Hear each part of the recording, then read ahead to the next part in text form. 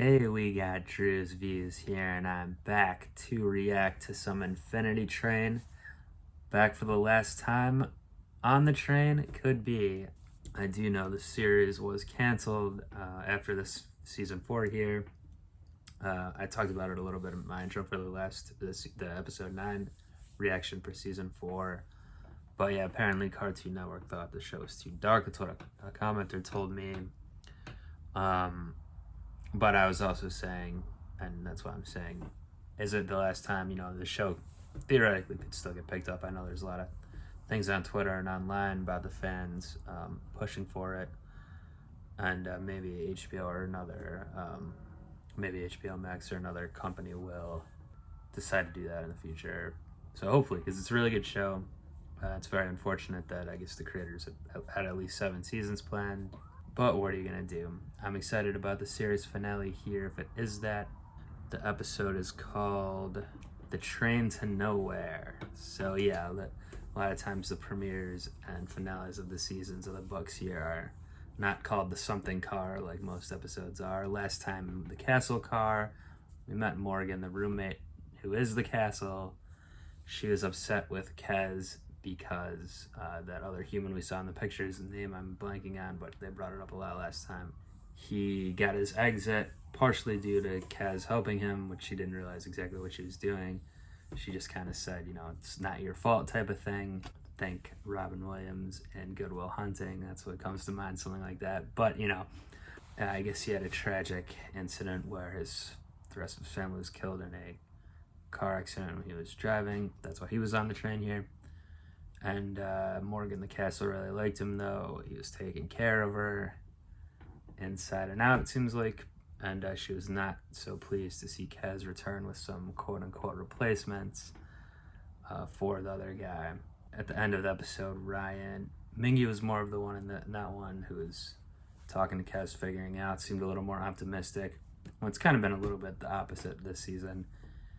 But now Ryan who is usually generally the more upbeat one. He seems like he snapped a little bit. The episode ended with him kind of storming off, it seemed like.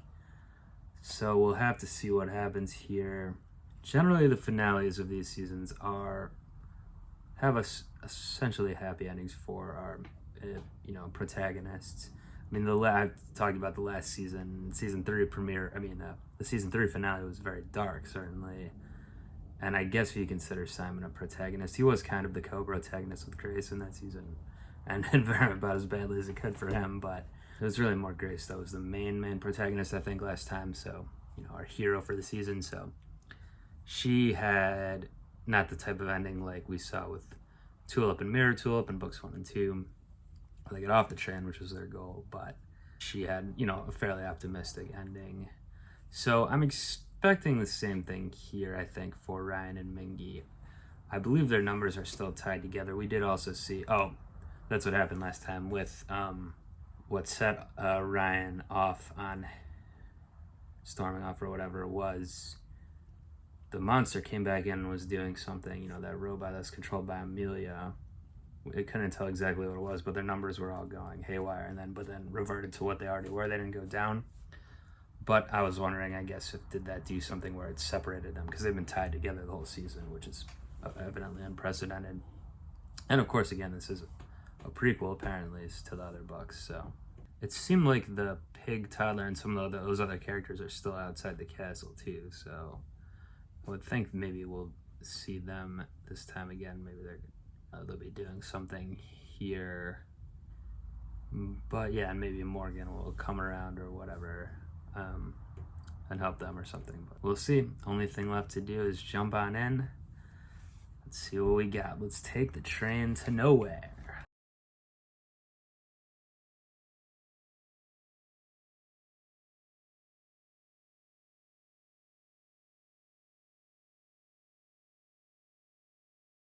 Alright, so a fitting enough conclusion if that's the last we ever see of Infinity Train, which again would be too bad if it is, but so I was right, they did get the happy ending there. Probably the happiest ending of any of the books, I would say. Well, I don't know. 1 and 2 were pretty optimistic as well. I guess maybe not. Even this one, it was just the characters on the train and everything. that we know we're all, you know, getting their own ending. It was tough for Morgan, I guess, but she was at least open to speaking to Kez later or whatever. And, you know, I like that the journey is the experience type of thing. That's certainly true for all these, everything on the train through all the seasons here. So it's a real sorry fest at the end there with all the characters. I guess it's fitting too, since it's like a stereotype of Canadians. They apologize a lot. Yeah, so just I was saying that I guess I was kind of trying to pinpoint this. I knew it was a prequel. I didn't know where in time it was exactly, and there wasn't that many clues. But with the end there, I think it's probably the mid to late 80s, based on how the people were dressed in the crowd.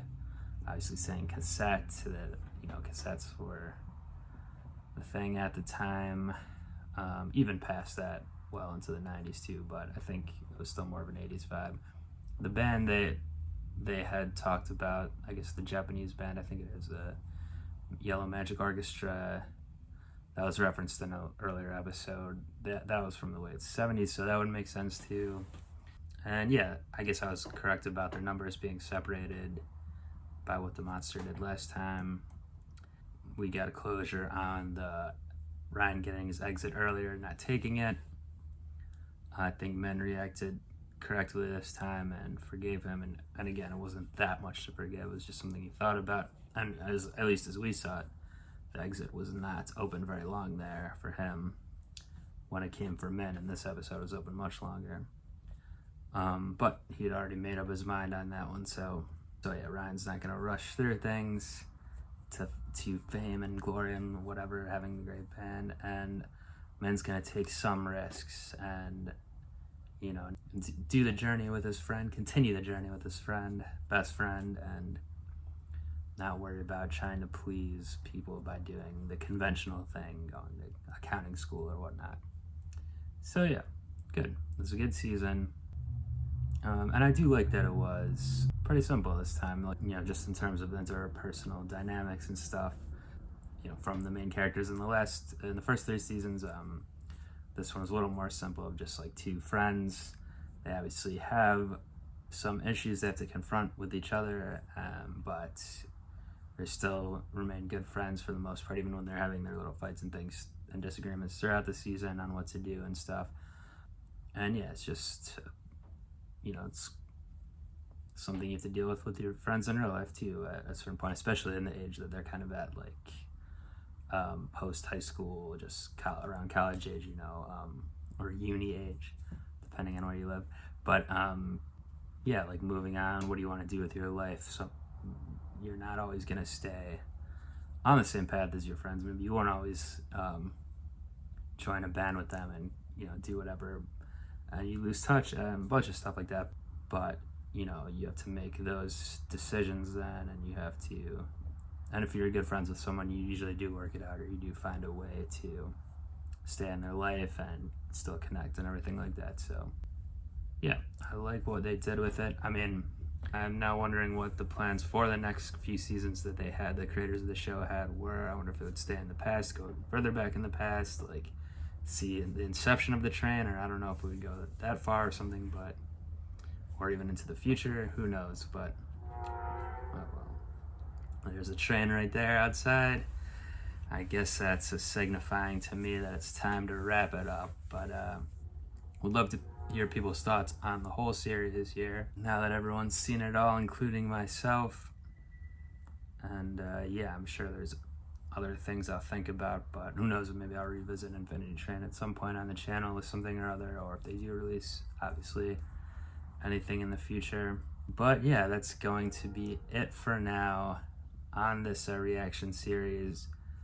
So do check out some of my other stuff. I do every Monday an anime episode. Every Tuesday I do a Card Tuesday, a Western animation episode, which Infinity Train is too, but I'm doing other things on that day right now, and I should be picking up some other shows too, so look out for that in the future. Of course, leave recommendations for me if there's something you'd like to see me react to. That's another one of your favorites, or anything like that, or certainly something with similar themes, humor, style, everything like that, because this Infinity Train is definitely up my alley in that regard.